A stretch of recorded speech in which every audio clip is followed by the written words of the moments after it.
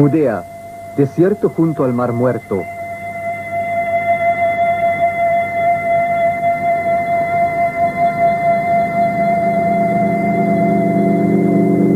En agosto de 1947, dos muchachos beduinos buscaban por aquí unas cabras extraviadas. En estas cuevas hallaron algunas vasijas de barro. Contenían estas los más antiguos manuscritos hebreos del Antiguo Testamento. Hoy estos rollos de papiro se custodian en un museo de Jerusalén.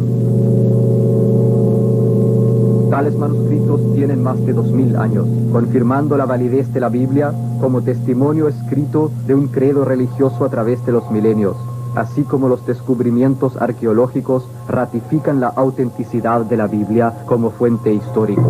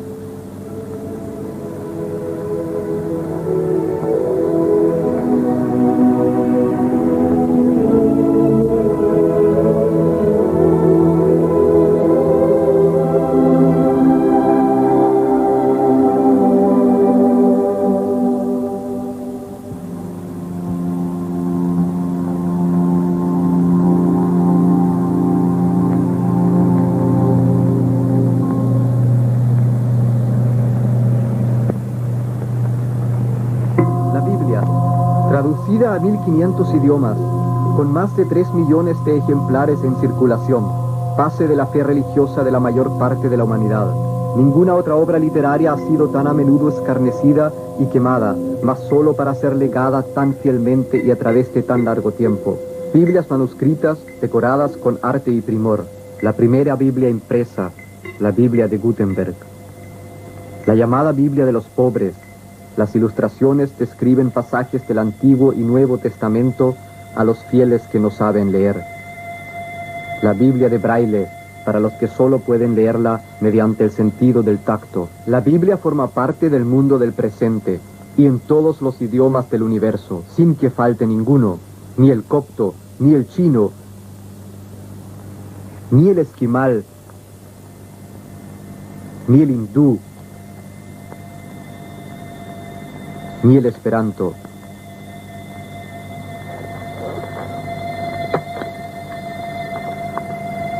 Al principio creó Dios los cielos y la tierra.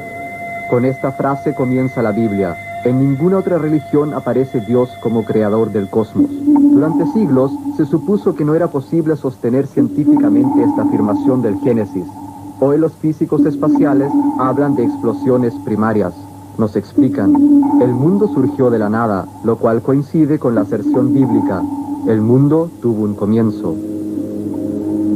Y creó Dios al hombre a imagen suya. El mundo de los humanos fue denominado paraíso. La palabra no aparece en la Biblia. Esta habla del jardín del Edén. Es probable que el Edén se encontrase entre los ríos Tigres y Éufrates, mas el paraíso no se refiere a un sitio, sino más bien a una condición.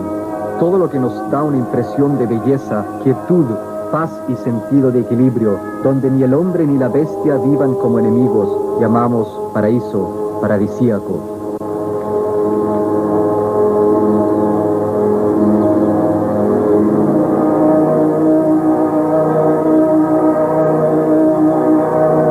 Un sinnúmero de ilustraciones nos muestran a Eva ofreciendo a Adán una manzana de este árbol, pero la Biblia solo menciona el vocablo frutas. No obstante, pinturas de vasos griegos prebíblicos presentan ya un manzano y una serpiente, e incluso podemos encontrar la representación de un árbol con serpientes a la derecha e izquierda del mismo en este sello de rollo de 4000 años. La manzana, la serpiente, el paraíso, conceptos esenciales de los antiguos mitos orientales. La Biblia fue la primera en interpretarlos. El libro de los libros no reconoce ninguna deidad natural, únicamente a un solo Dios, creador de toda la naturaleza. Y cuando los hombres desdeñan sus mandamientos, los destierra.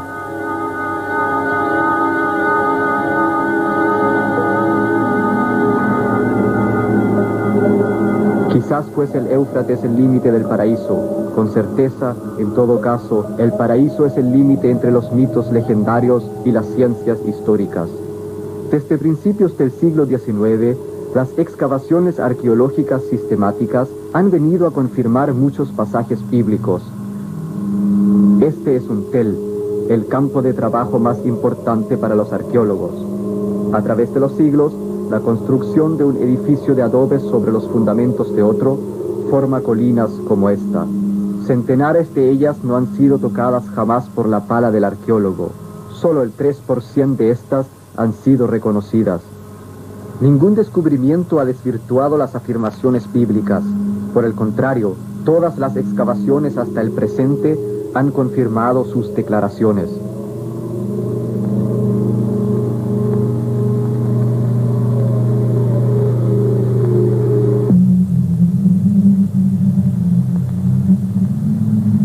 En las ardientes arenas próximas al Éufrates, en 1929, el erudito inglés Woolley comenzó a descubrir la urbe real sumeria de Ur.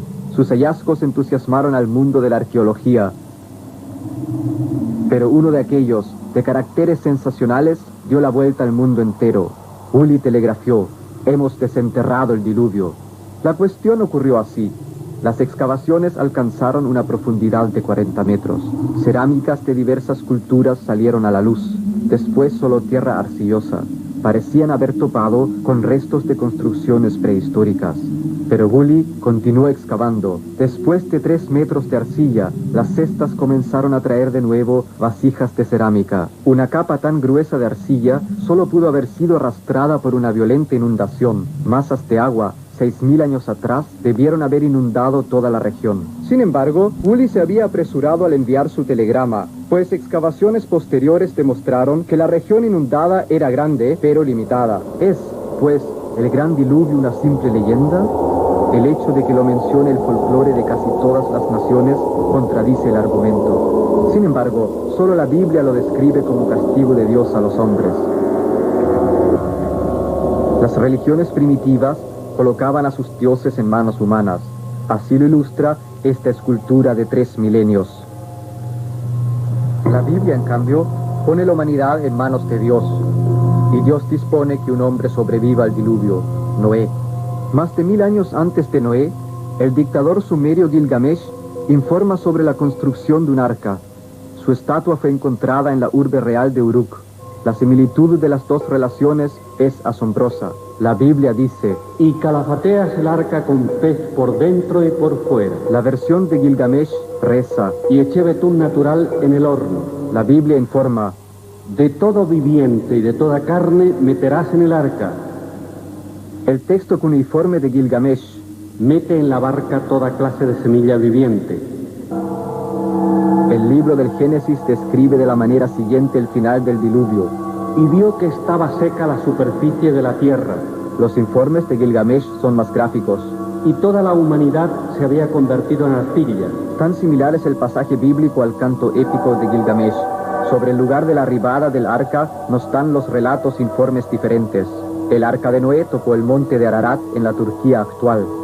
La barca de Gilgamesh, el monte de Nisir, en el Irak del presente. La Biblia es el único libro que describe el arco iris como símbolo de la reconciliación entre Dios y la humanidad. Pongo mi arco en las nubes para señal de mi pacto con la tierra. Si hubo diluvio, ¿a qué se debió? Hay un sinfín de teorías al respecto. Un repentino cambio de climas, causado quizás por la inclinación de la Tierra sobre su eje, pudo haber deshelado grandes masas de hielos polares de ceniza que se habrían elevado en la atmósfera, causando lluvias torrenciales.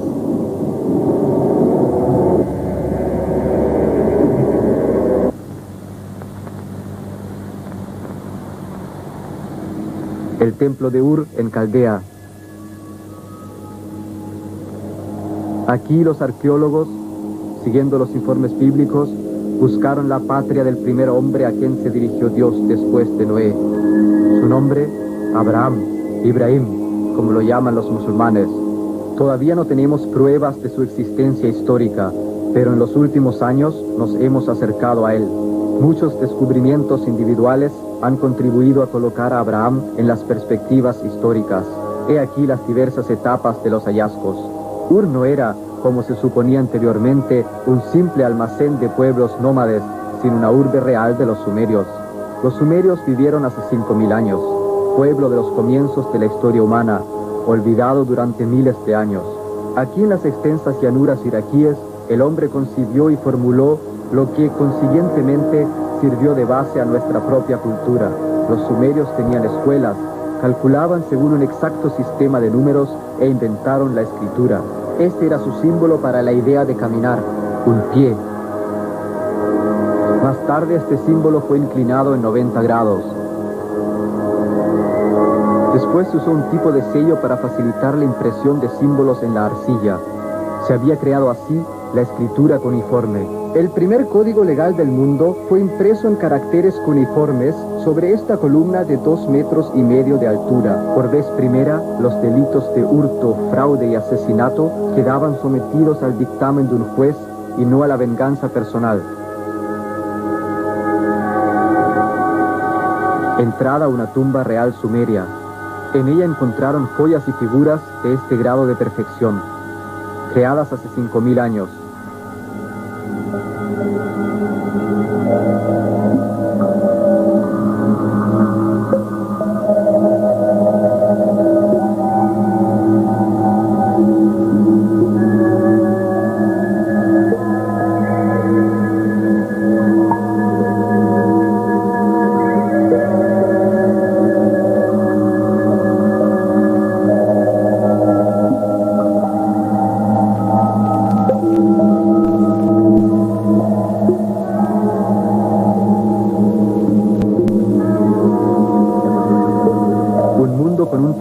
Completo de dioses.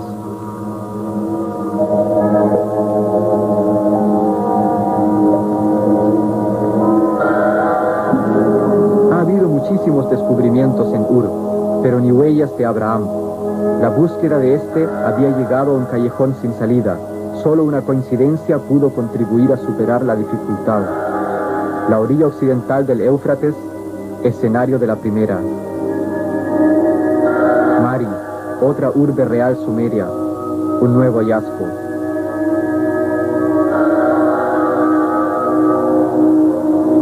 Este enorme palacio real tenía nada menos que 250 salas. Sus pisos eran de alabastro. Los restos de sus muros miden aún hoy en día 5 metros de altura. Un pueblo pacífico debe haber vivido en Mari. Ni los escritos ni las ilustraciones mencionan guerras.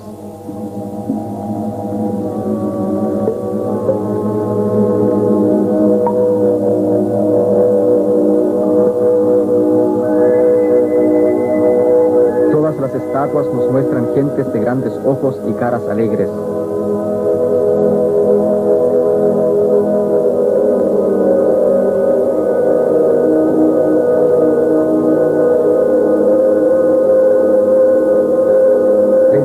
Al dorso de esta estatua es una dedicatoria. Yo soy Lamdi Mari, rey de Mari, que consagra su estatua a la diosa Ishtar. Un nuevo hallazgo avanza enormemente la búsqueda de Abraham, el desciframiento de la correspondencia real de Mari. Los nombres de Nahor, Tará y Harán están grabados en muchas de las 25.000 pizarras de arcilla. Todos estos son nombres conocidos. La Biblia los menciona como parientes de Abraham.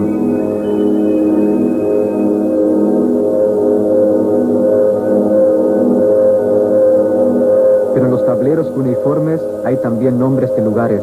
Nada extraordinario, porque en aquel tiempo, a menudo, los poblados recibían el nombre de las familias que allí vivían. He aquí un ejemplo que nos ofrece la Biblia. Harán es mencionado como hermano de Abraham y como nombre de un lugar. Abraham vino a Harán, en la frontera sirio-turca, con su padre. Harán era un importante centro comercial. En esta zona encontramos también lugares llamados Pelec, Nahor, Serug, Tará, denominaciones bíblicas.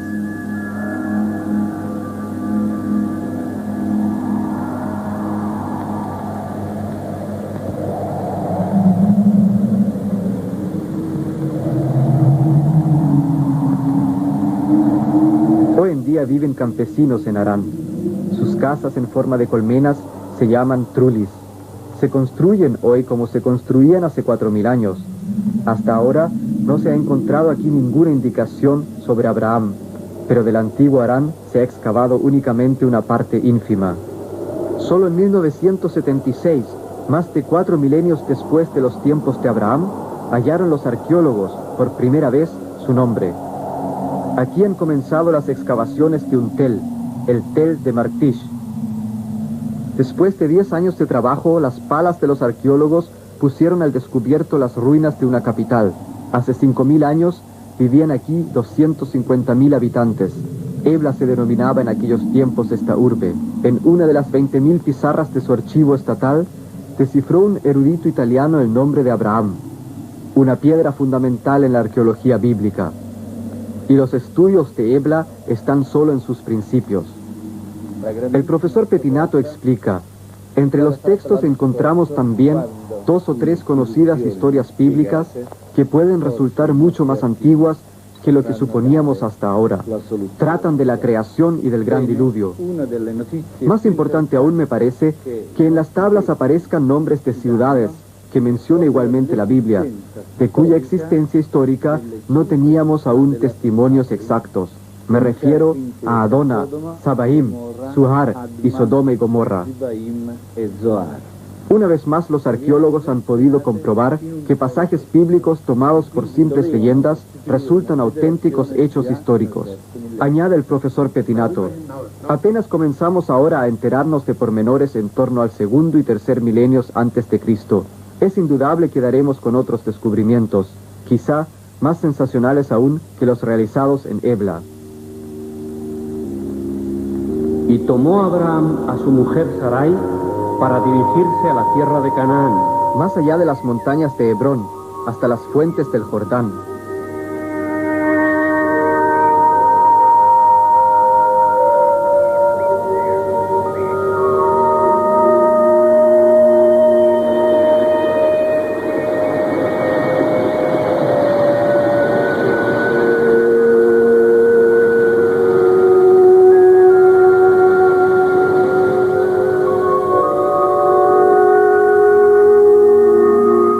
Su ruta le condujo a un país en que se ofrecían víctimas humanas a los dioses. En su búsqueda de Dios, Abraham se dispuso a hacer un sacrificio humano. Pero la voz de Dios le detuvo cuando estaba a punto de inmolar a su propio hijo Isaac.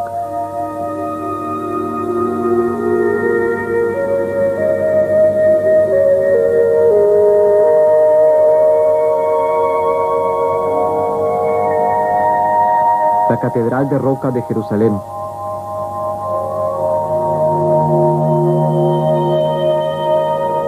Se le llama así porque, según la leyenda, bajo la cúpula, sobre esta roca, se disponía Abraham a sacrificar a su hijo Isaac.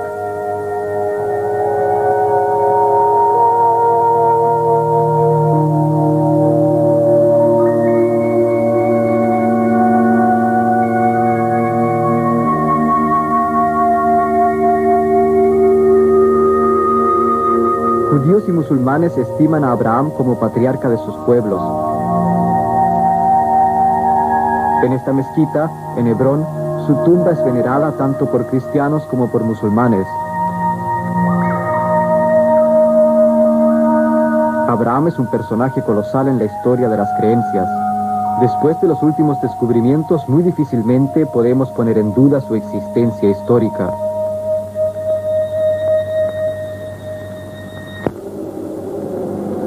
El Mar Muerto, mar de sal como lo llama la Biblia. Su contenido de sal, 27%.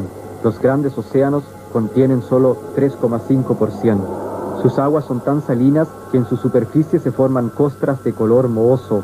Hoy se encuentra a 400 metros bajo el nivel del mar. En la época de Abraham, el nivel de este mar interior era 120 metros más alto. Tan fuerte es la evaporación. Un día el Mar Muerto se secará por completo y se convertirá en leyenda, como durante siglos Sodoma y Gomorra. Solo desde los descubrimientos de Ebla sabemos que Sodoma y Gomorra no fueron leyendas. Las dos urbes existieron en efecto. Se encontraban en la orilla sur del Mar Muerto, en un fértil valle, el Valle del Sidim, donde ahora está el Mar de Sal.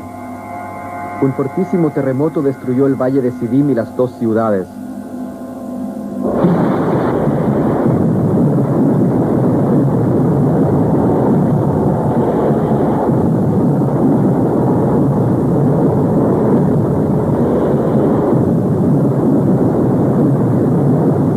Estudios geofísicos han verificado que una gran hendidura se extiende por los contornos del Mar Muerto.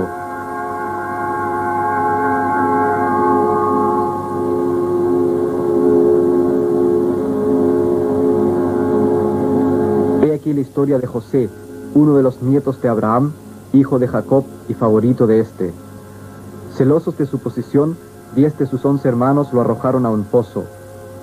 Y cuando pasaban los mercaderes, sacaron a José y lo vendieron por 20 monedas de plata. Los mercaderes llevaron a José a Egipto y lo volvieron a vender a Putifar, ministro del faraón y jefe de la guardia. Ninguna fuente egipcia menciona a José, pero todo lo que dice la Biblia sobre el Egipto en los tiempos de José ha sido confirmado por las excavaciones arqueológicas.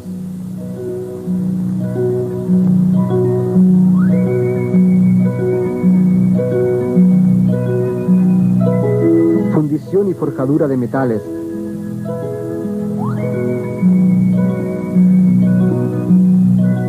Pesca en redes circulares. Labranza de la tierra con arados de madera. De esto hace 4000 años, exactamente como hoy en día.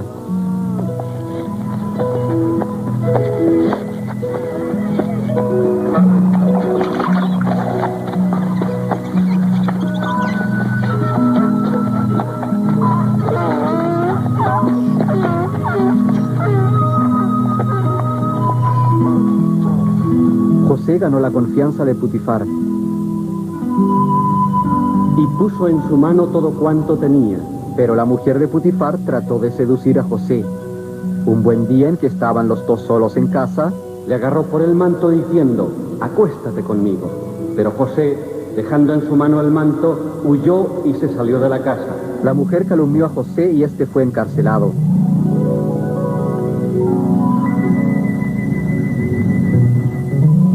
Mujeres egipcias.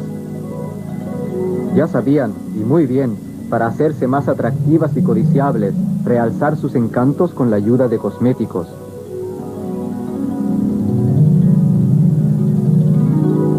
Espejos de mano,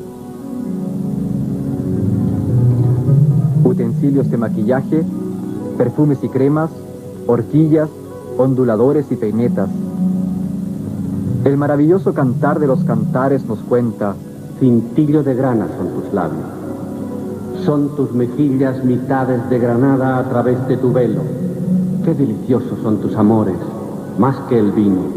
Y el aroma de tus perfumes es mejor que el de todos los bálsamos.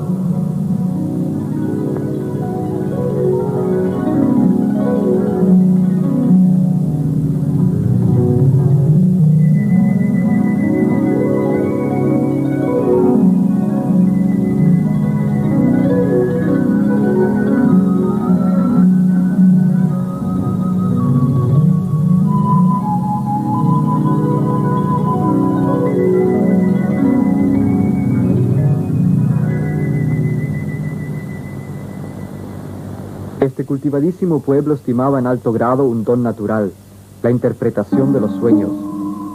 Este talento le permitió a José salir de la prisión porque fue el único capaz de ofrecer una explicación convincente de un sueño del faraón. La Biblia no nos dice qué faraón pidió a José que le interpretase un sueño, pero los historiadores han calculado que esto ocurrió durante el reinado de Ecnatón, esposo de Nefertiti, o bajo el mandato de Tutankamón, su yerno. José profetizó al faraón que a 7 años de abundancia en el Egipto seguirían 7 años de escasez. Los egiptólogos han descifrado numerosos textos jeroglíficos referentes a años de buenas cosechas y a períodos de sequía. Cuando el Nilo no bañaba sus orillas y no depositaba su fértil fango en ellas, se producían magras cosechas.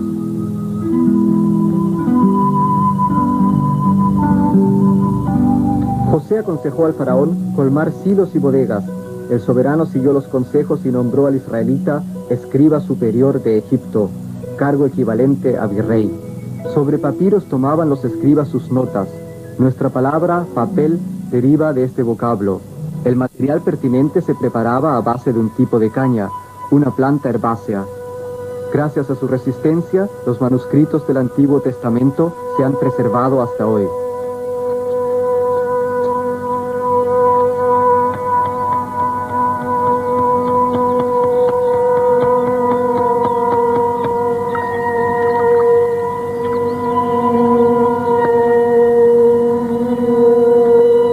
Despachaba a su arbitrio toda la correspondencia diplomática egipcia.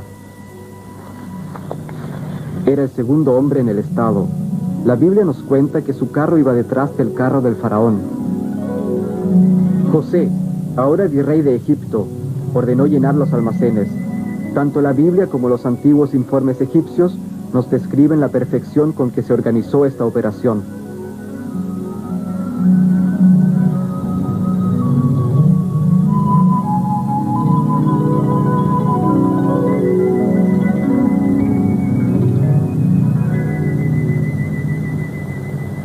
Funcionarios especiales registraban todos los suministros de grano.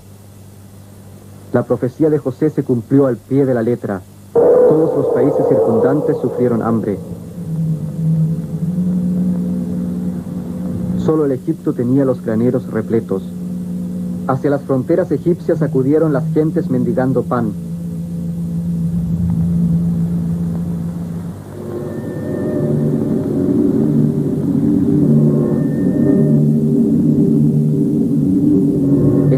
Se encontraban el padre y los hermanos de José.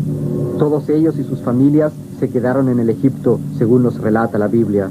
Habitó Israel en la tierra del Egipto, en la región de Gosén, y adquirieron allí posesiones, creciendo y multiplicándose grandemente. Un par de generaciones posteriores, los 70 pastores israelitas se habían convertido en una nación de miles de almas.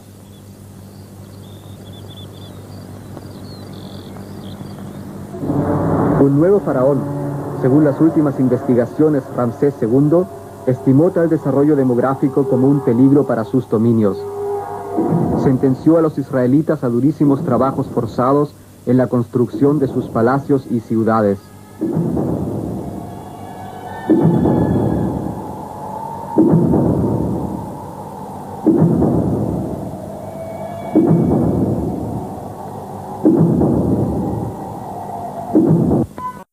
Estos antiguos murales nos dan una idea de la severa disciplina que imperaba en las obras.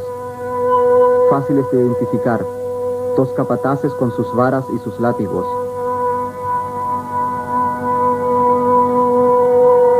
Cada ladrillo era marcado con el sello del faraón.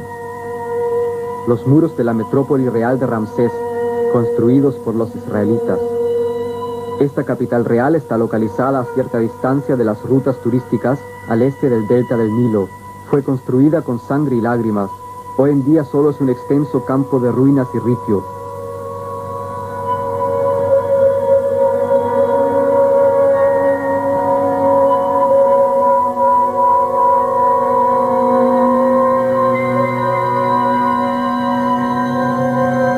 Mas ni siquiera el trabajo forzado pudo quebrantar la voluntad de los israelitas, de modo que el faraón ordenó matar a todos los recién nacidos.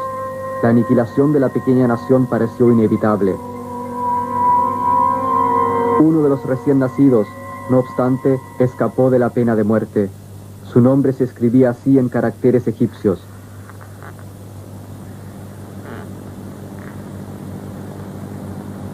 Moisés. La palabra egipcia significa niño, nombre muy común en aquellos tiempos.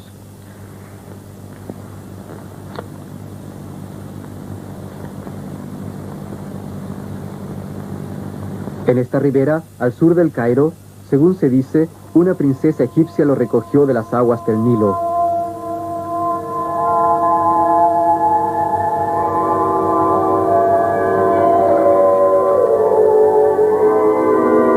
Para conmemorar el suceso han construido allí una iglesia.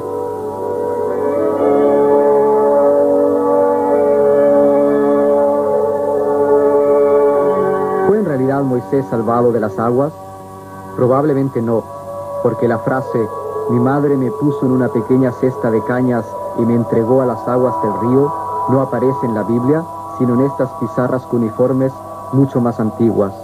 Y el río no es aquí el Nilo, sino el Éufrates, y el niño de la cesta era el gran rey sumerio Sargón II. Tenemos numerosos ejemplos de famosos personajes que fueron puestos a salvo de grandes peligros.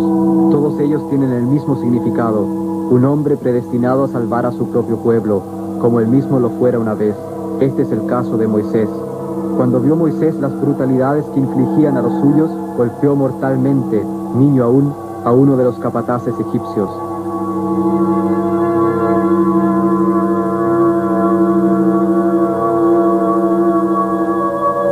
Moisés se vio obligado a huir al país de Midia, en la actual Jordania meridional. Aquí estaba a salvo.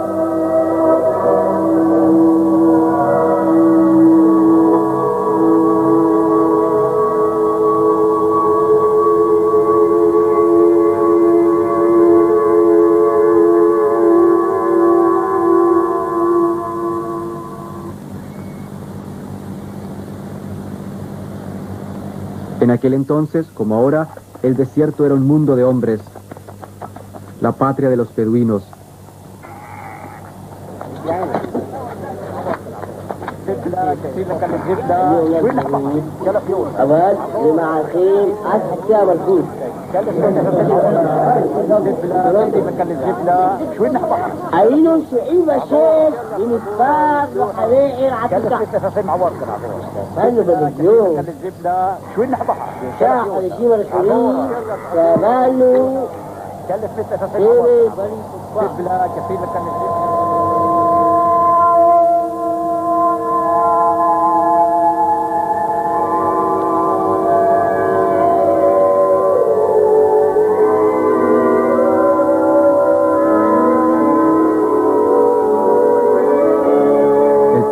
De Moisés. Aquí le habló Dios desde una zarza que ardía sin consumirse. En el patio del monasterio de Santa Catalina crece aún hoy en día cierta planta parecida, de modo que la planta existe. Los botánicos la llaman Diatamnus albus. Sus mangos tienen pequeñas glándulas que exudan aceite. En días de canícula puede este encenderse, pero las pequeñas llamas desaparecen tan rápidamente que la planta misma no arde jamás. Mas la zarza ardiendo no fue el milagro, sino que Dios hablase a Moisés desde ella. La voz de Dios le ordenó que librase a su pueblo del yugo faraónico y que lo condujera a un país rebosante de leche y miel. Moisés obedeció y volvió a Egipto.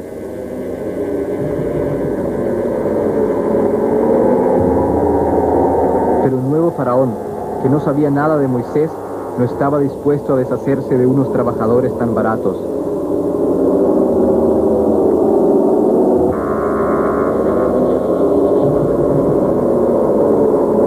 Por fin, y una vez que las 10 plagas estragaron a Egipto, permitieron a los israelitas salir del país. Los israelitas abandonan las fértiles tierras de Gosén. Comienza el éxodo. La Biblia no nos dice qué ruta tomaron los israelitas. Seguramente cogieron el camino entre el gran lago amargo y el lago de los cocodrilos, porque las tierras pantanosas proporcionaban camuflaje natural contra sus perseguidores. Y fueron perseguidos, pero un milagro salvó a los hijos de Israel. Las aguas del mar se dividieron, formando para ellos una muralla a derecha e izquierda. Los israelitas pudieron atravesar el mar, mientras que las aguas que volvían a su cauce cubrían a sus perseguidores egipcios. Los lingüistas han explicado el hecho. Han averiguado que en la Biblia la expresión hebrea Yam Suf significa caña o mar de cañas. Hasta la época del profeta Jeremías, esta es también su traducción. Más tarde, los traductores la convirtieron en Mar Rojo. Lo cual significa que este pasaje bíblico no se refiere a la división de las aguas, sino más bien a cañas más altas que la estatura humana normal. Estas ondearon a la derecha e izquierda de los israelitas como un mar, puesto que marchaban por tierras pantanosas. Los pesados carros de combate de los perseguidores no pudieron avanzar y se empantanaron. Si el texto original se refiere al mar de cañas, el hecho no pudo haber ocurrido en el Mar Rojo, pues en sus orillas jamás han crecido cañas.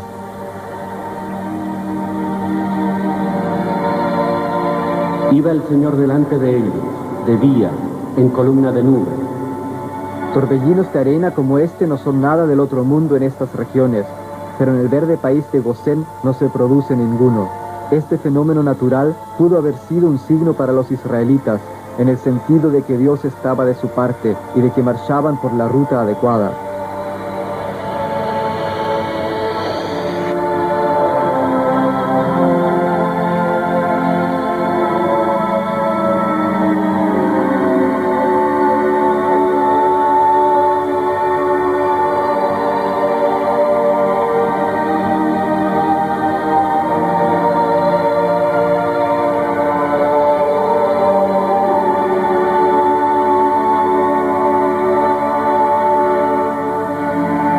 El oasis de Mara.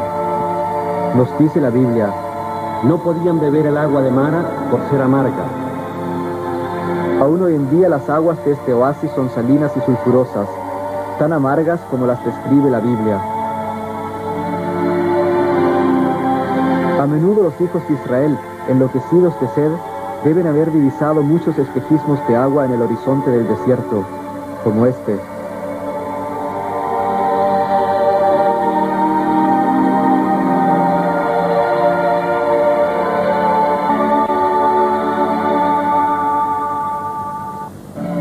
Cuando parecía que nada los podría salvar de morir de sed, ocurrió un nuevo milagro. Y Dios dijo a Moisés: Hiere la roca y saldrá agua para que beba el pueblo. Fácil de explicar si suponemos que Moisés sabía cómo encontrar agua con una varita mágica. Un milagro en todo caso, porque Dios había conducido a su pueblo a un lugar bajo el cual se encontraba un manantial de agua.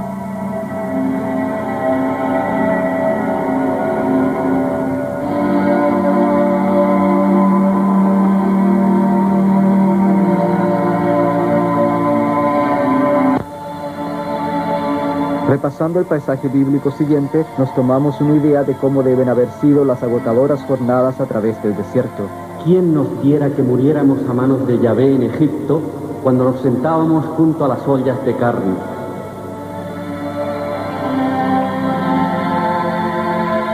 Los emigrantes hablaban de volver a las verdes tierras de Gosén.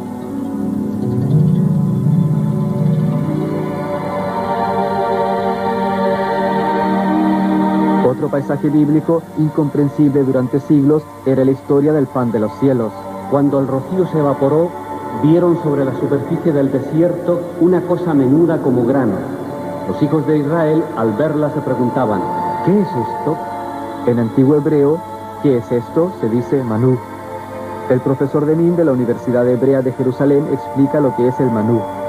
Manú es un tipo de sustancia que segregan diversas plantas autóctonas de Sinaí cuando éstas son punzadas por los aguijones de ciertos insectos. Tal secreción sabe a jarabe de arce rojo, exactamente como lo describe la Biblia. Y tenía un sabor como torta de harina de trigo amasada con miel. En la llanura el éxodo pudo escoger su propia ruta, pero desde allí el terreno determinó la marcha. Solo era posible avanzar.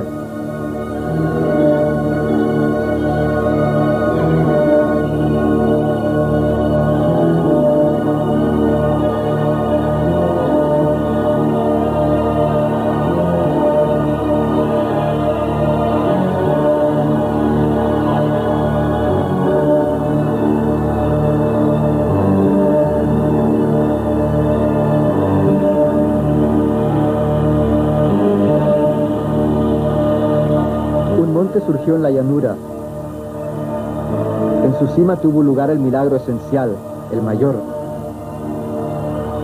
Allí recibió Moisés lo que más tarde se convertiría en el fundamento de una creencia que conquistaría el globo: la fe en un Dios único e invisible.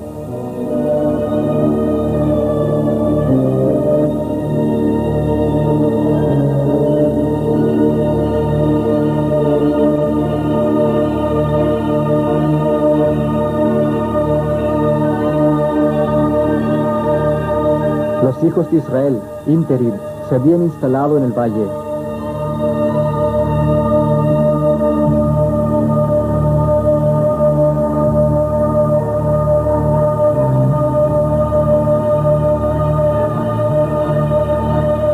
En el monte, Moisés se encontró a solas con su Dios.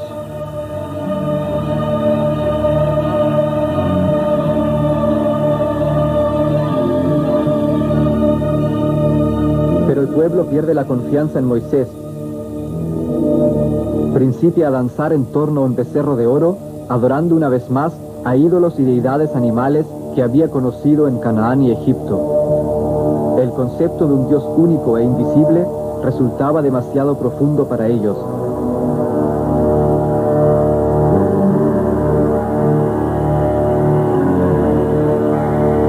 Sin embargo, Moisés recibió de Dios los 10 mandamientos, base de nuestro sistema moral.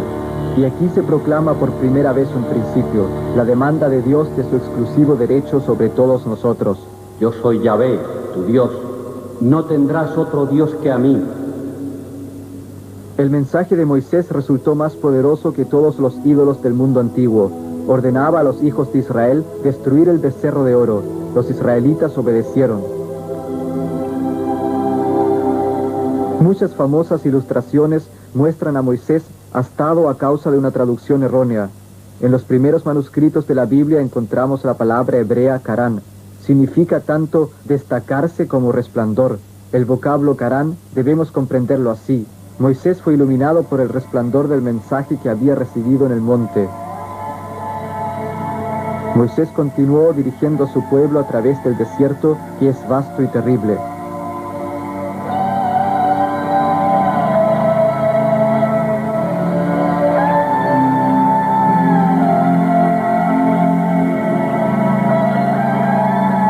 Y llegaron al oasis de Cades Barnea.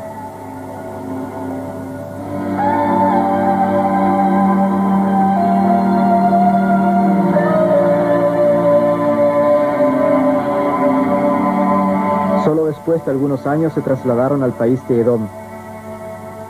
He aquí su aspecto actual, estéril. Pero la Biblia nos cuenta que labraban la tierra y cultivaban viñas. La Biblia tiene razón. Un equipo de geólogos y botánicos de la Universidad de Tel Aviv analizó aquí muestras de tierra.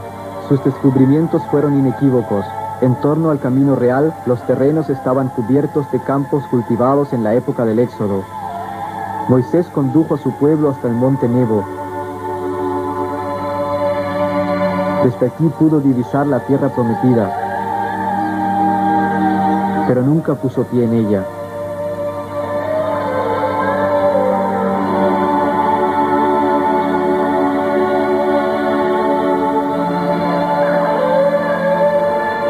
Como le había ordenado Dios, nombró continuador a Josué.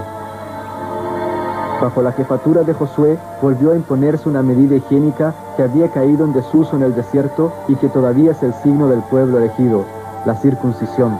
Todo el pueblo que había nacido en el desierto no había sido circuncidado. Conducidos por Josué, los israelitas cruzaron el Jordán, en seco, nos dice la Biblia, lo cual podemos tomar literalmente. En muchos sectores estrechos, las aguas del Jordán forman rápidos. Estos rápidos se llevan con frecuencia a las escarpadas orillas. Montones de tierra, a menudo, forman diques temporales por los cuales es posible pasar en seco.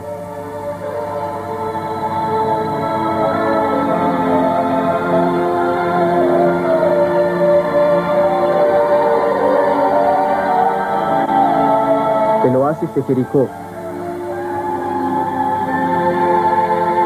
Aquí, cerca de la desembocadura del Jordán en el Mar Muerto, comenzó lo que la Biblia llama la toma del país.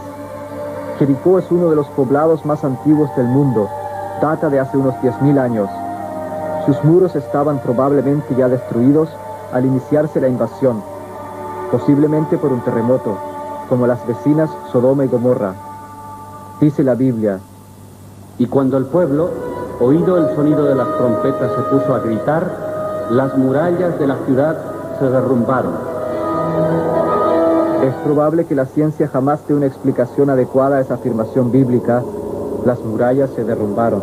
Probablemente sea solo una aserción simbólica de cómo el sonido de las trompetas y la determinación de los israelitas desmoralizaron de tal manera a los habitantes de Jericó que se rindieron sin luchar. La ocupación sin resistencia fue no obstante una excepción a la regla. Había que desplegar mucho valor y aún más dotes estratégicas para tomar las bien fortificadas plazas de Canaán con tropas a pie y sin armamento de sitio. Como esta, la fortaleza más poderosa, Hazor, en la región septentrional de Canaán.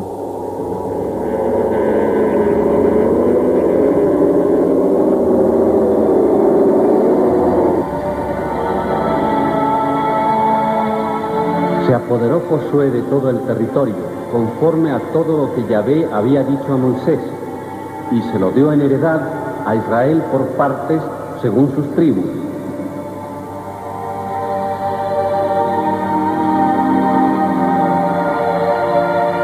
Pero ocurrió exactamente lo que había predicho Josué poco antes de su muerte. Vuestro Dios no seguirá arrojando a esas gentes delante de vosotros, sino que serán para vosotros un lazo y una trampa. Tropas egipcias conquistaron el país.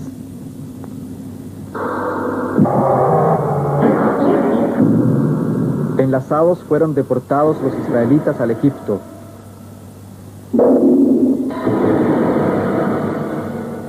Con orgullo el texto jeroglífico de esta pizarra informa que Israel fue devastado. Esta es la única mención a Israel que hacen los documentos egipcios. Coinciden con lo que nos dice la Biblia. Pero la mayor amenaza provino de Occidente, de ultramar. Desembarcan los filisteos, una nación guerrera. Manufacturaban sus armas a base de un nuevo material, el hierro. Sus armas eran más fuertes y afiladas que las anteriores de bronce. El coraje de un muchacho pastor salvó a Israel de los filisteos. Saúl, primer rey de los israelitas, lo había llevado a la corte como tañedor de laúd. Su nombre, David.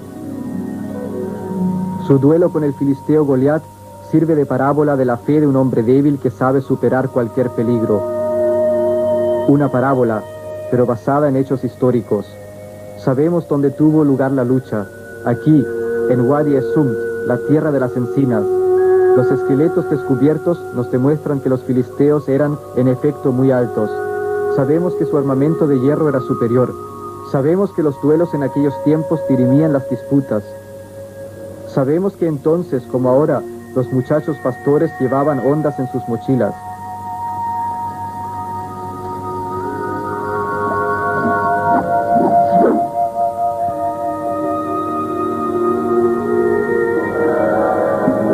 Después de Saúl, David será el rey de Israel. David amplió las fronteras del reino, conquistó Moab y Edom, con su capital Patra, conocida como Sela en la Biblia. La urbe color de rosa en Jordania meridional. Otrora importante centro comercial de las caravanas, guarnición de los regimientos que vigilaban las rutas más tarde.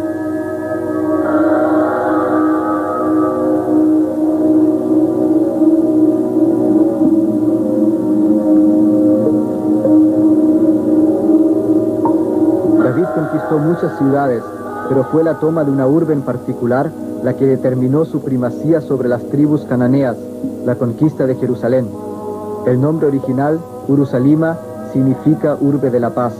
Jerusalén ha experimentado poca paz y tranquilidad en su larga historia. Ha vivido, en cambio, prolongados períodos de miseria con fugaces momentos de gloria. Su período más brillante corresponde al reinado del rey Salomón, sucesor de David. Fue este quien dio a la metrópoli su perfil arquitectónico. El templo de Salomón debe haber sido uno de los más impresionantes edificios de la época. Las tropas babilónicas del rey Nabucodonosor lo destruyeron por completo. La Biblia se refiere al brillante soberano como Salomón el sabio, y hasta en el tiempo presente llamamos salomónico a un juicio justo. He aquí el más conocido. Disputaban dos mujeres. Cada una de ellas afirmaba que era madre de la misma criatura. Salomón decidió partir por el medio al niño y daba la mitad de él a la una y la otra mitad a la otra. Airadísima, una de las mujeres pidió que no matasen al niño. De esta manera reconoció Salomón a la madre auténtica. A esta dio la criatura. He aquí el más antiguo retrato del rey Salomón, pintado hacia el año 200 a.C. Máximas que empleamos cotidianamente como frases proverbiales: figuran en la Biblia como aforismos de Salomón. El que cava la fosa cae dentro de ella. La soberbia trae al hombre a la humillación. El hombre propone y Dios dispone. Documentos y excavaciones confirman lo que la Biblia nos informa acerca del rey Salomón, y a veces ocurre que los pasajes bíblicos son más exactos que algunas interpretaciones apresuradas de los eruditos. Este fue el caso de Megiddo. Durante largo tiempo se estimó que el lugar había sido sede de una de las guarniciones de carros de Salomón, pero los arqueólogos se vieron obligados a revisar sus hipótesis. Las caballerizas son posteriores. Fueron construidas después de la muerte de aquel rey. Ahora los científicos afirman lo mismo que había aseverado la Biblia, que Salomón hizo fortificar Megiddo. Pero no solo la vida y actos del rey Salomón se basan en hechos históricos concretos. Sabemos también que los pasajes bíblicos sobre su vida privada son veraces. Dice el libro de los libros: el rey Salomón amó a muchas mujeres extranjeras. Lo visitó la reina Saba y su matrimonio con una princesa egipcia amplió sus dominios. Jamás había sido Israel tan grande, tan rico, tan tranquilo como lo fue durante el reinado de Salomón. Después de su muerte se dividió el país en dos partes: Israel con Moab en el norte, Judá con Edom en el sur. Así nos dice la Biblia, exactamente como reza esta pizarra de piedra que fue desenterrada en el desierto jordano. Por primera vez un documento no bíblico confirmaba las declaraciones históricas del Antiguo Testamento. Nacía así la arqueología bíblica.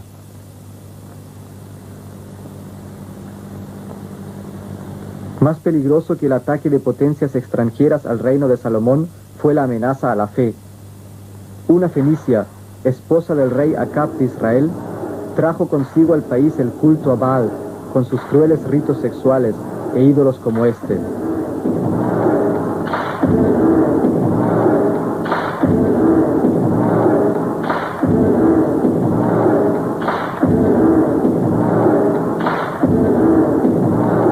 Pero cuando abandonaron la fe de sus padres y se entregaron a la idolatría, provocó Dios la ira del rey de los asirios.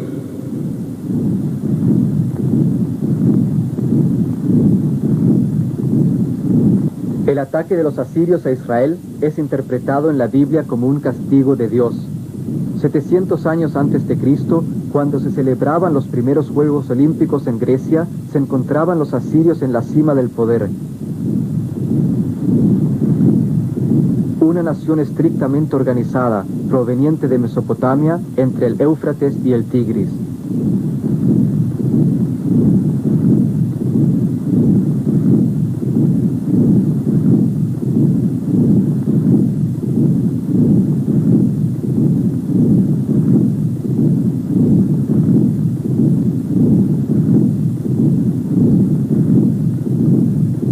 La fama de su crueldad los precedía.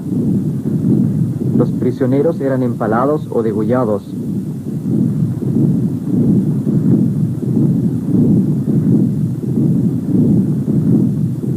Sus escribas registraban cuidadosamente el número de cabezas degolladas. Estos relieves son gráficos partes de guerra asirios. Los encontraron en las ruinas de sus palacios, como este, en Nimrut. Así lucía, en efecto, la metrópoli antigua.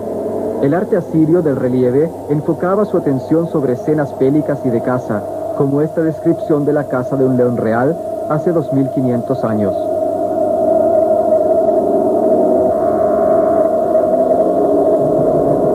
Uno de los principales descubrimientos en las ruinas de Nimrut fue este obelisco escrito. El hallazgo de la inscripción significó un sensacional nuevo aporte a las ciencias históricas. Venía a confirmar un nuevo pasaje bíblico. Los asirios habían ocupado Israel y obligado al rey Jehú a pagarles tributos.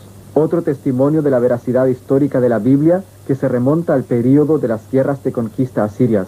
El lago de Siloé en Jerusalén se encontraba dentro de la fortaleza, pero el agua venía del manantial de Gihón. La Biblia cuenta que el rey Hizquia hizo construir a través de las rocas un túnel de 500 metros, desde el manantial hasta la laguna, para asegurar en caso de sitio la provisión de agua a la fortaleza, todo lo cual confirma esta pizarra.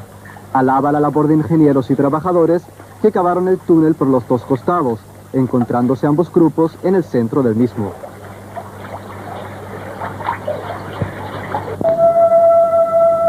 Casi un siglo después, Una nueva potencia surge en Mesopotamia. El nombre de esta es el de su metrópoli. Una urbe de palacios, jardines colgantes y espléndidas avenidas, Babilonia. 400.000 almas vivían en la metrópoli, casas de vecinos de hasta 4 pisos de alto, calles de hasta 25 metros de ancho, cientos de altares y templos. Uno de ellos, el más alto, la Torre de Babel. Aún hoy en día, símbolo de la exorbitancia humana.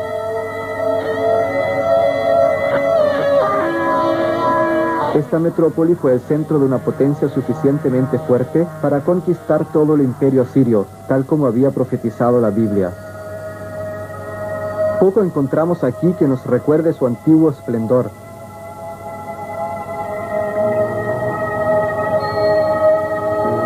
Pero los escritos cuneiformes, como este, nos brindan informes fidedignos. Un parte de guerra de Nabucodonosor, fechado el 29 de julio del año 586 a.C. Conquisté Jerusalén y conduje a todo el pueblo a servir al gran Marduk, a quien he consagrado el mayor templo en mi urbe de Babilonia.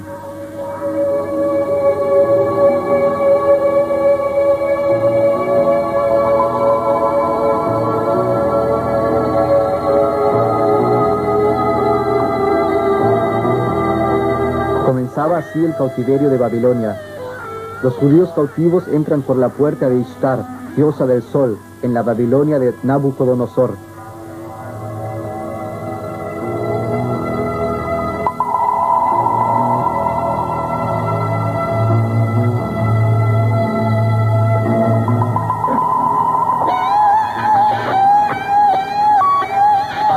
En esta capital mundial se mantuvieron fieles a sus creencias en un solo Dios, sin caer en las tentaciones de la idolatría. Aquí en el cautiverio se forjó la vitalidad que convertiría su credo en una religión mundial. Los que nos mantenían cautivos nos ordenaban cantar al son de nuestras arpas, y los que nos asolaron nos obligaban a reír. Junto a Babilonia nos sentábamos a llorar. El cautiverio de Babilonia se prolongó casi medio siglo. Solo cuando los persas conquistaron la metrópoli de Mesopotamia, pudieron los israelitas retornar a su patria.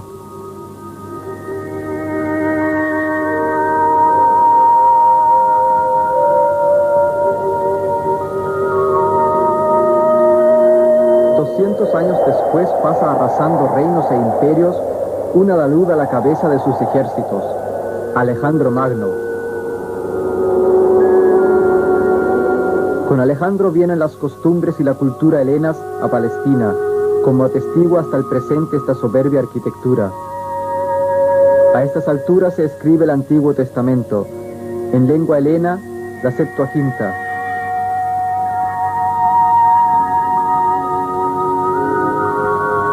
Allí el Dios que no permite que se graben imágenes de él se manifiesta en contra de los ídolos como Atón, Zeus y Júpiter. Su palabra sobrevive a ellos.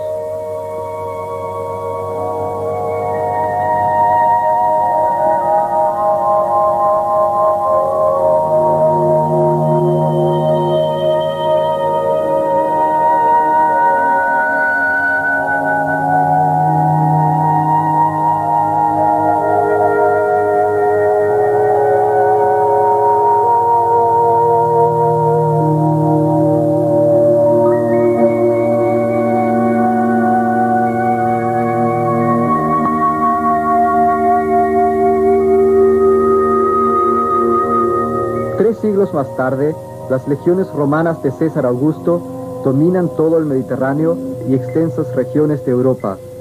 Palestina también forma parte del imperio y gime bajo el peso de los impuestos. Exteriormente el país parece tranquilo, pero la tormenta amenazaba bajo la superficie. El pueblo aguardaba al Mesías, el libertador. En este ambiente de expectación nace Jesús. La Biblia nos dice que vio la luz del mundo en Belén, pero no nos dice nada acerca de la fecha de su nacimiento. Es probable que no haya nacido el 24 de diciembre, porque en el campo había pastores que vigilaban por la noche sus rebaños. En aquellos tiempos, como hoy en día, por los prados de los contornos pastaban los ganados únicamente desde la primavera hasta noviembre.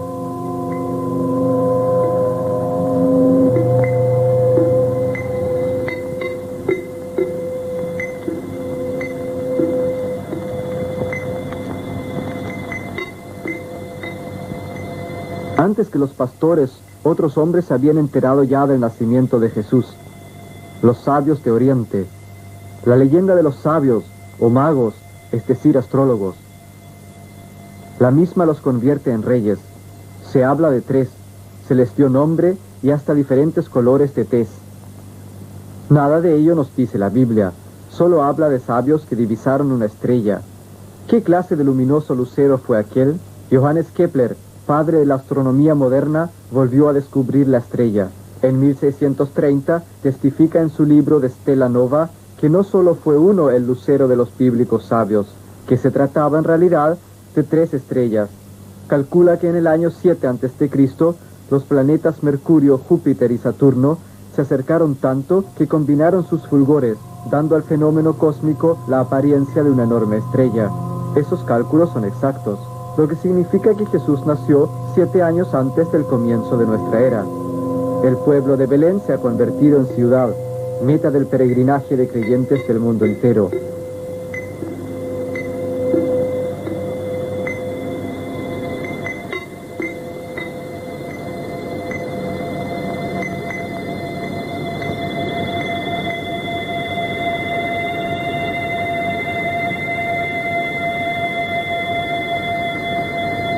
Peregrinos de todas las naciones acuden también a Nazaret, lugar donde creció Jesús.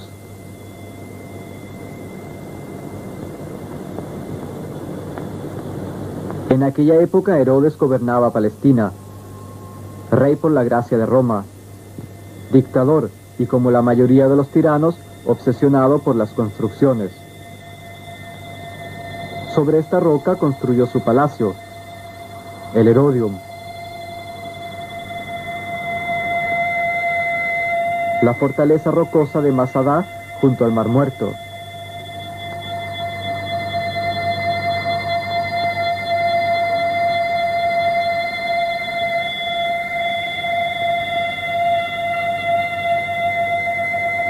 La reconstrucción de Jerusalén con perfiles más espléndidos que en tiempos de Salomón colmó sus máximas ambiciones.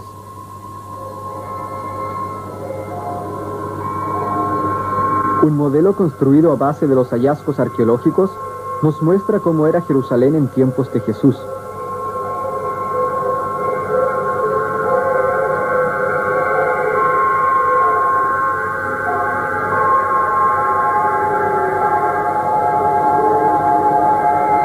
La fortaleza de Antonia, sede del gobernador, dominaba la metrópoli. Punto religioso céntrico era el templo.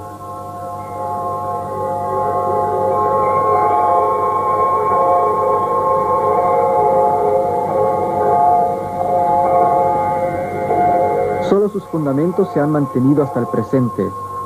Muro de los Lamentos actual, ante el que se reúnen a orar hoy los creyentes israelíes.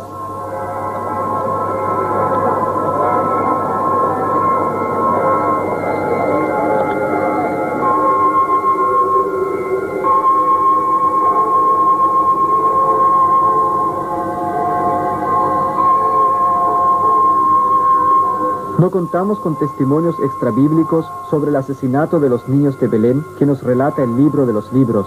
Sin embargo, sabemos que para consolidar su poder, Herodes asesinó a varios de sus propios hijos. Tampoco contamos con testimonios históricos sobre la huida de la Sagrada Familia a Egipto, mas durante más de un milenio, los creyentes han visitado los lugares pertinentes en la certeza de realizar las etapas de la huida. La más conocida de estas queda cerca del muro antiguo de El Cairo. Un templo copto se levanta sobre la cueva en la cual los fugitivos, se dice, encontraron amparo. ¿Estuvieron aquí realmente? No lo sabemos, pero muchas indicaciones nos inducen a creer que este es, en efecto, el famoso lugar. Aguas subterráneas suelen inundar completamente este bajo refugio. Después de la muerte de Herodes, José y su familia retornaron a Nazaret.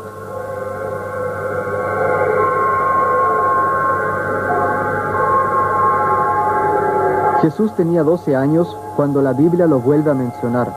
El apóstol Lucas nos informa que en el templo de Jerusalén los sacerdotes se asombraban de su sabiduría. La Biblia no nos dice nada sobre los 18 años siguientes de la vida de Jesús. Tiene 30 años cuando va a las riberas del Jordán y se encuentra con Juan Bautista, uno de los grandes profetas.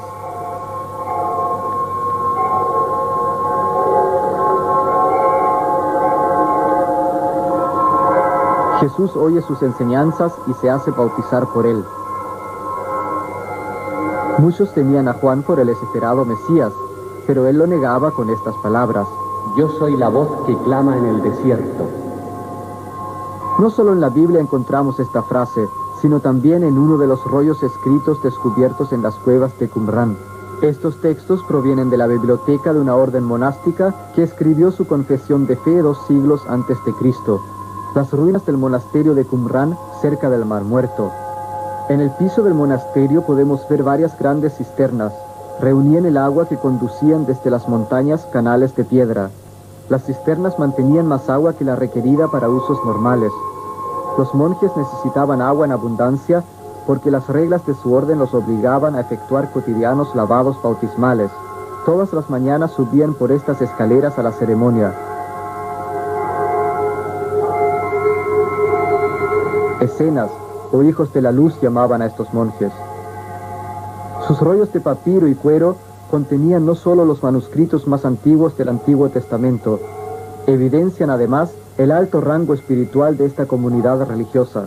Aquí, en esta sala, escribían sus manuscritos. En estos tinteros sumergían sus plumas.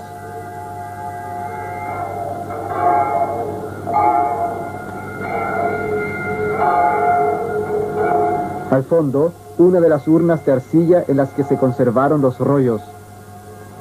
Diversas ilustraciones de una comida en común, combinación de una ceremonia pascual y el sacramento de la Sagrada Comunión, así como un sólido concepto del fin del mundo y el juicio final. Juan Bautista fue probablemente miembro de esta orden y muchos expertos bíblicos consideran posible que Jesús fuese novicio de los Essenas durante un tiempo.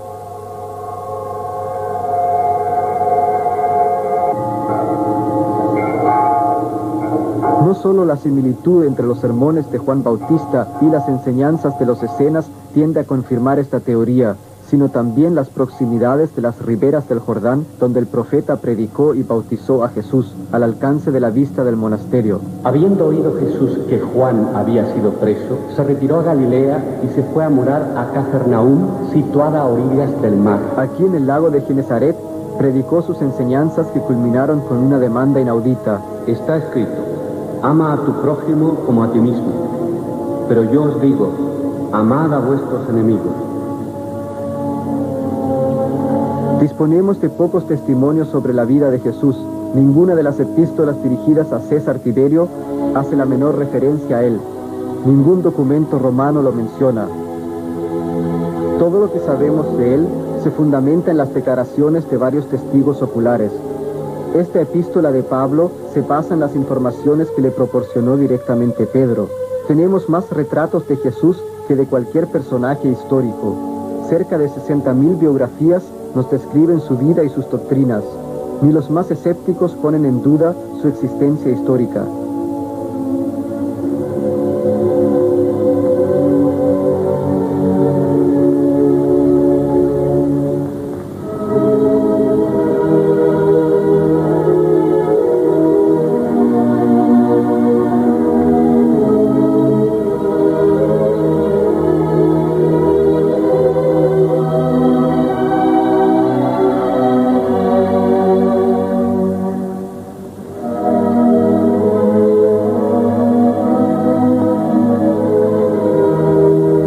Estas columnas fueron construidas por los romanos en Cafarnaúm, sobre los fundamentos de la sinagoga donde enseñó Jesús.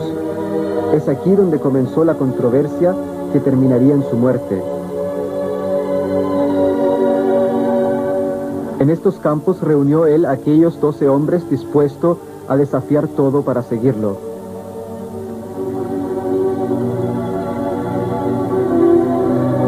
Aquí encontró a Pedro y a Andrés, 2 pescadores, a quienes pidió: Seguidme y os haré pescadores de hombres. El país de Galilea.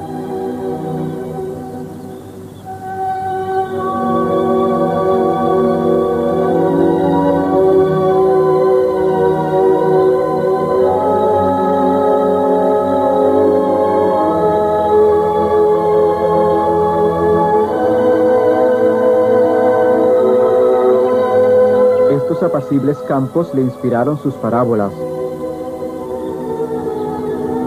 Los lirios del campo, el trigo y la paja sutil, los viñedos y las higueras. El Nuevo Testamento nos relata 37 milagros de Jesús. Cualquier tentativa de aclararlos omite el sentido del milagro mismo. Los milagros no pueden explicarse. Los de Jesús demuestran el vigoroso efecto que producían sus mensajes en los que estaban dispuestos a profesar sus doctrinas. Jesús no realizó ningún milagro con el propósito de ganar prosélitos. Por el contrario, el requisito previo para la curación y la ayuda mediante un milagro era siempre la disposición a creer, a tener fe en sus enseñanzas. Por puentes como este caminó Jesús con sus discípulos.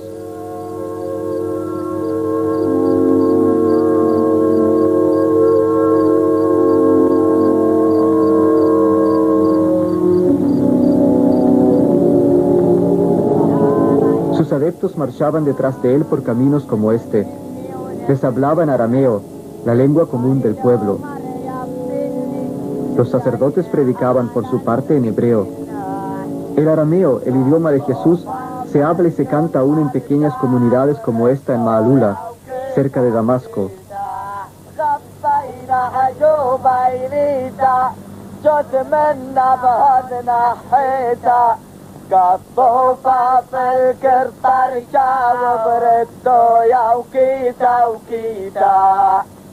الكسعة ريش الشنا لا نحمني ونحمنا الطيلو مريب فيني على النشكنا زبلة كثير لك الزبلة يموز جلخ نخبانو هاك سوا لا تمنفع يموز وقتي العلم شو نحبها كلف يوتا عذورة كلف عذورة وفلوحة كلف مثل تسمع وركن عذورة.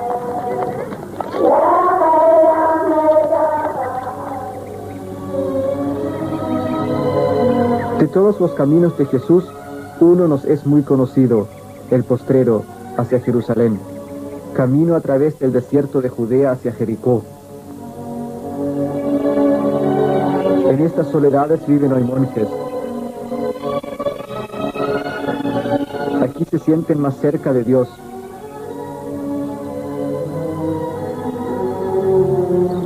Decenas de miles de fieles van a Jerusalén a celebrar la Pascua. Jesús y sus discípulos vinieron por la colina verde de Betania. El domingo 2 de abril del año 30 subieron por el monte de los Olivos y bajaron hacia el valle de Kidrón.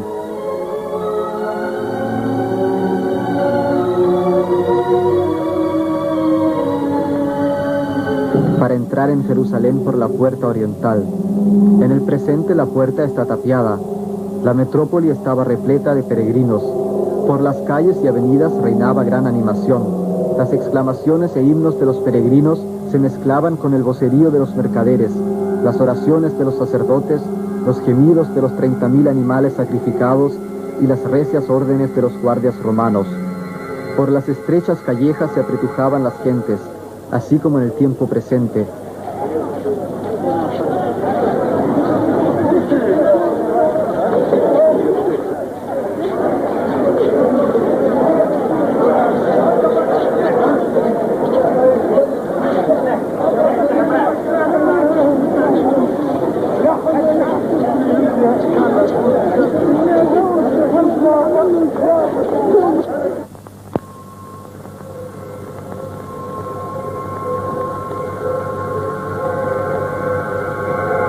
Al finalizar aquel día, Jesús reunió a sus discípulos para cenar en común.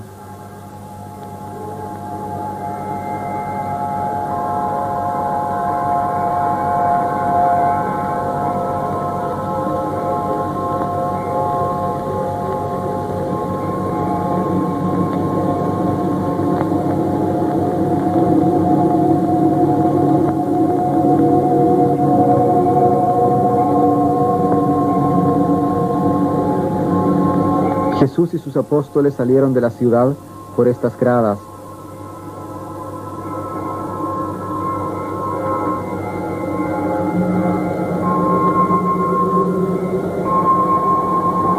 Pasaron por las tumbas del valle de Kidrón.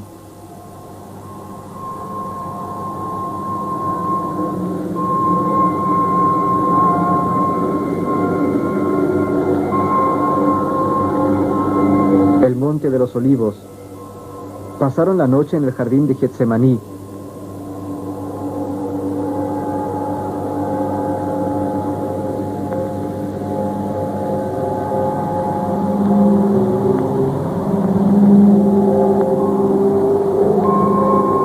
Aquí lo traicionó Judas con un beso.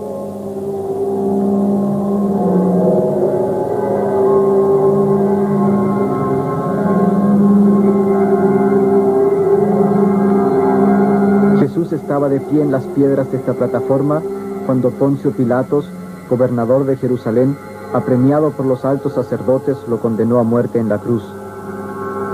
Fue flagelado por sus verdugos, con 120 azotes, como prescribía el derecho romano.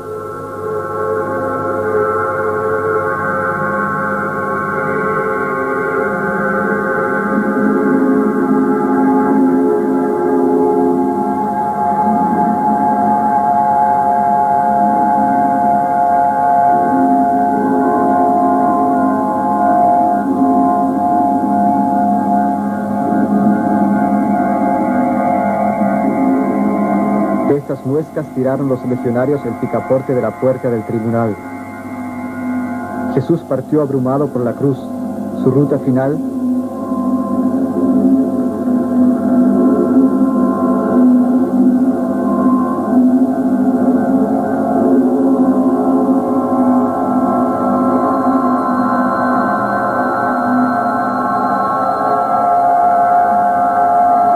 el Gólgota.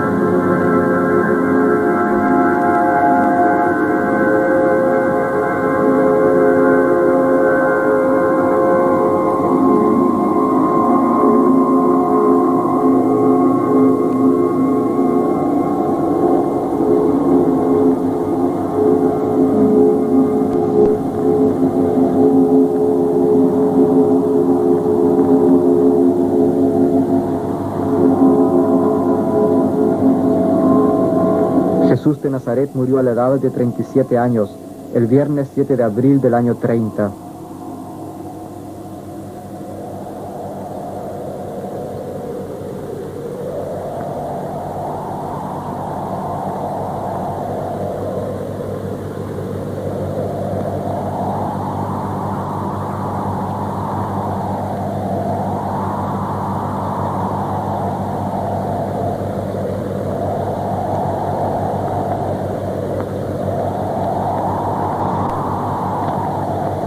Las relaciones de los apóstoles sobre el juicio de Jesús coinciden exactamente con lo que sabemos acerca de los métodos judiciales de la Palestina de esa época.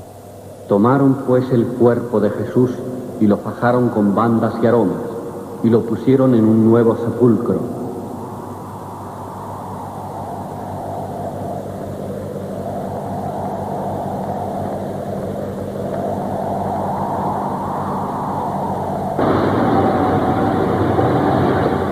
En la catedral de Turín se custodia un sudario de lino. Pertenecía a un crucificado.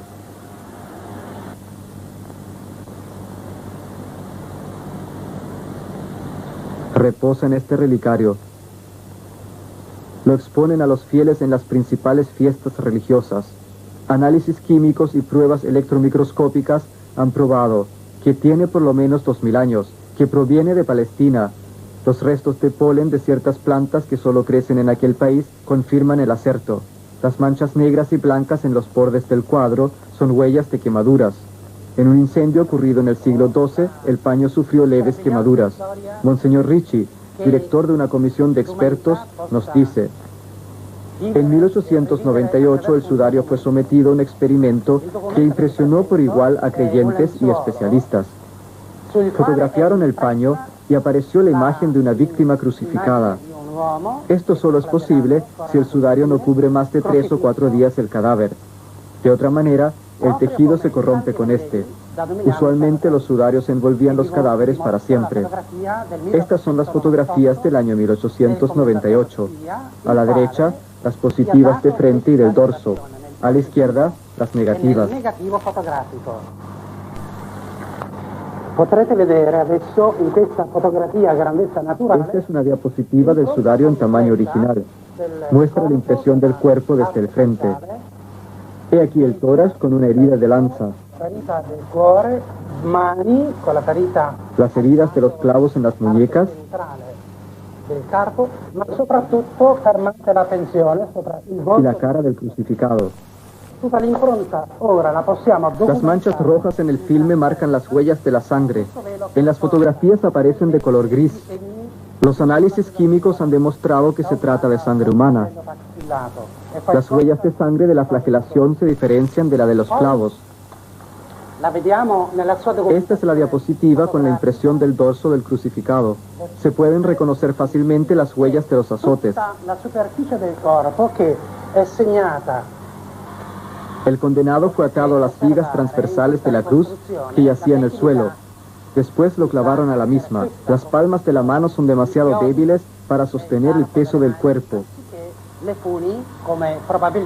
Solo mediante este sudario se pudo saber que los clavos no perforaban las palmas de la mano como se ve en las antiguas ilustraciones. En la fotografía del sudario se ven claramente las heridas en las muñecas. Para enterrar el cadáver, seguidamente lo cruzaron de brazos. La impresión de la planta de los pies.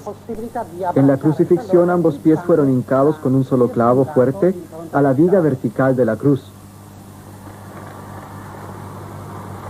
Esta foto fue tomada en 1931 con luz natural. Esta fue hecha con luz ultravioleta. Muestra nítidamente las huellas de sangre, sudor, saliva y huellas de los azotes. Como era costumbre en aquellos tiempos, el sudario fue empapado de aceites perfumados y sustancias balsámicas, incluyendo extracto de aloe, de manera que en los 3 días en que envolvió el cuerpo del crucificado, los contornos del mismo se grabaron en el paño. La crucifixión era la forma usual de ejecución que sufrían las personas que carecían de la ciudadanía romana. Fue practicada en miles de casos. Seguía un ritual ordenado previamente en todos sus detalles, pero el ceremonial no mencionaba un pormenor, la corona de espinas. El caso de Jesús es el único que conocemos. Los legionarios, como sabemos, le pusieron una en las sienes para escarnecerlo como rey de los judíos. En el sudario de Turín podemos observar claramente en la cabeza del crucificado numerosas heridas que solo pueden producir espinas. Monseñor Ricci explica: no se trata de una corona de espinas como uno se la imagina usualmente, sino de una ceñida gorra que se apoyó diagonalmente en la cabeza de la víctima, dejando la frente libre. La esperanza de encontrar alguna imagen de Jesús no es simplemente otra manera de declarar nuestro deseo de hacer lo incomprensible un poco más fácil de entender. Lo inexplicable de su resurrección, que ha inducido a millones de creyentes a estimar a Jesús como el Cristo, el Hijo de Dios.